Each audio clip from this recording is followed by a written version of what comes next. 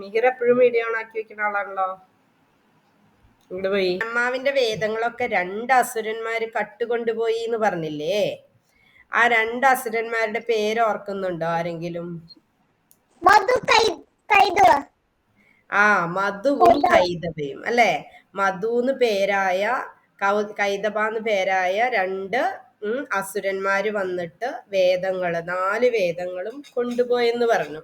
എന്നിട്ട് ആരാ രക്ഷിക്കാൻ വന്നേ? ആരാ രക്ഷപ്പെടുത്തിയേ?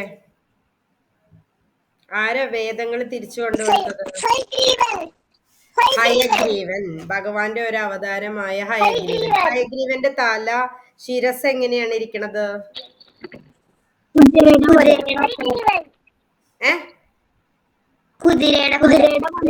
പോലെ. Very good. കുതിരയുടെ ശിരസ്.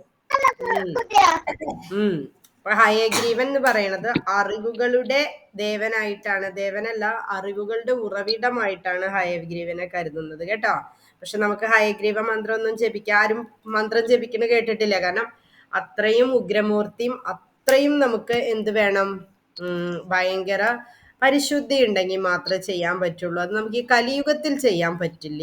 കാരണം കലിയുഗത്തിൽ എല്ലാ തരത്തിലും ശുദ്ധി വളരെ കുറവാണ്.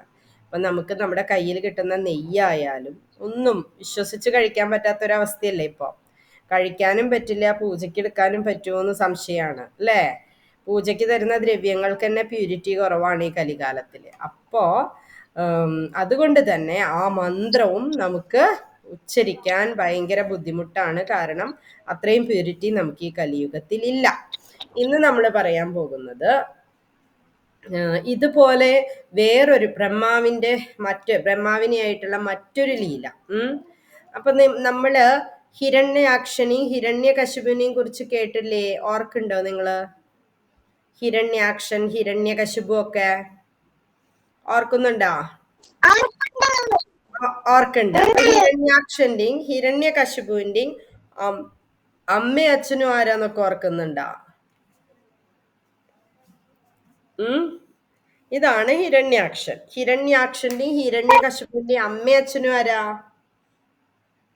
കശ്യപു ദീദി.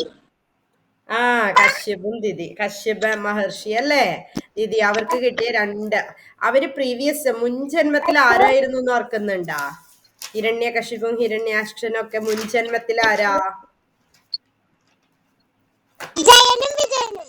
കറക്റ്റ്, ജയനും വിജയനുമായിരുന്നു.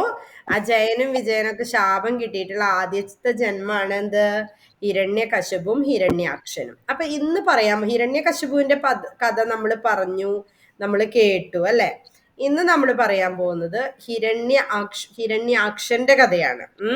ഹിരണ്യാക്ഷനും ഈ പറഞ്ഞ പോലെ ഭയങ്കര ശക്തനായിരുന്നു, ഭയങ്കര അഹങ്കാരിയായിരുന്നു.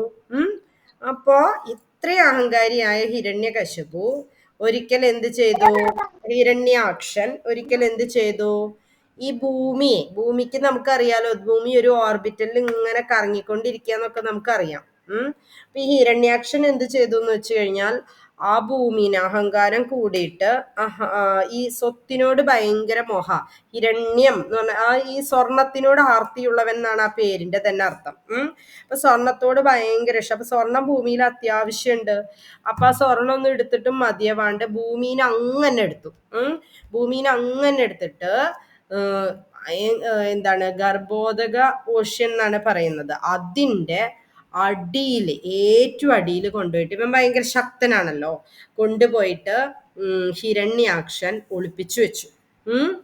ഭൂമിനെ ഒളിപ്പിച്ചു വെച്ചാൽ എല്ലാവർക്കും ബുദ്ധിമുട്ടല്ലേ. ഭൂമി അതിനെ ഓർബിറ്റ് ചെയ്യുന്ന സ്ഥലത്തുനിന്ന് അതിനെ കൊണ്ടുപോയി വേറെ വല്ലയിടത്തും ഒളിപ്പിച്ചു വെച്ചാൽ ശരിയാവുമോ? അപ്പൊ ഈ വരമൊക്കെ കൊടുത്തിട്ടുള്ള ആള് ബ്രഹ്മാവ് തന്നെ. അപ്പൊ ബ്രഹ്മാവ് അവനെ കൊണ്ട് ഭയങ്കര ബുദ്ധിമുട്ടായി. അങ്ങനെ ഭഗവാനെ ഇങ്ങനെ ആലോചിക്കുക, എങ്ങനെയാണ് ഇനിയിപ്പൊ ഇതിൽ നിന്ന് രക്ഷപ്പെടുക എന്ന് ആലോചിച്ചപ്പോഴേ എന്തുണ്ടായി നോക്കിയേ. ബ്രഹ്മാവിന്റെ മൂക്കില്ലേ, മൂക്കിന്റെ ദ്വാരത്തിൽ നിന്ന് വളരെ ചെറിയ ഒരു ഫോം, പന്നി എന്ന് പറയില്ലേ, ബോറിന്റെ ഒരു ഫോം ഇങ്ങോട്ട് പുറത്തേക്ക് വരും. ആ ബോർ ആരായിരുന്നു? ഭഗവാനായിരുന്നു. വരാഹ അവതാരം, ഭഗവാന്റെ വരാഹ അവതാരമാണ് ആ വന്നത്. എന്നിട്ട് ഈ കുഞ്ഞി രൂപത്തിലുള്ള ഈ ബോറ് പെട്ടെന്ന് അങ്ങോട്ട് വലുതായി, വികസിച്ചങ്ങോട്ട് വലുതായി, ആകാശം മുട്ടയായിട്ട് നേരെ ആരുടെ അടുത്തേക്ക് പോയി? നേരെ ഈ ഭൂമിനെ രക്ഷപ്പെടുത്താൻ വേണ്ടി പോയി. ആദ്യം ചെയ്തത് കണ്ട, ഭൂമിനെ രക്ഷപ്പെടുത്തുക എന്നുള്ള കാര്യമാണ് ചെയ്തത്. ഈ വരാഹത്തിന്റെ ആ രണ്ട് കൊമ്പ് കണ്ടില്ലേ? വരാഹത്തിന്റെ രണ്ട് കൊമ്പ് പോലെ വെള്ള കളറിലുള്ള ആ കൊമ്പ് കൊണ്ട് ഭൂമിനെ അതിൻ്റെ ഉള്ളിൽ നിന്ന് കുത്തി ഇങ്ങോട്ട് എടുത്തു എന്നാ പറയണത്. കുത്തി എടുത്തിട്ട് അവസാനം എന്ത് ചെയ്തു? ഹിരണ്യാക്ഷൻ യുദ്ധത്തിനായിട്ട് വന്നപ്പോ ഹിരണ്യാക്ഷനെ ഈ രണ്ട് കൊമ്പ് കൊണ്ട് തന്നെ കുത്തി മലർത്തി എന്താണ് വധിച്ചു. ഇങ്ങനെ വധിച്ചു.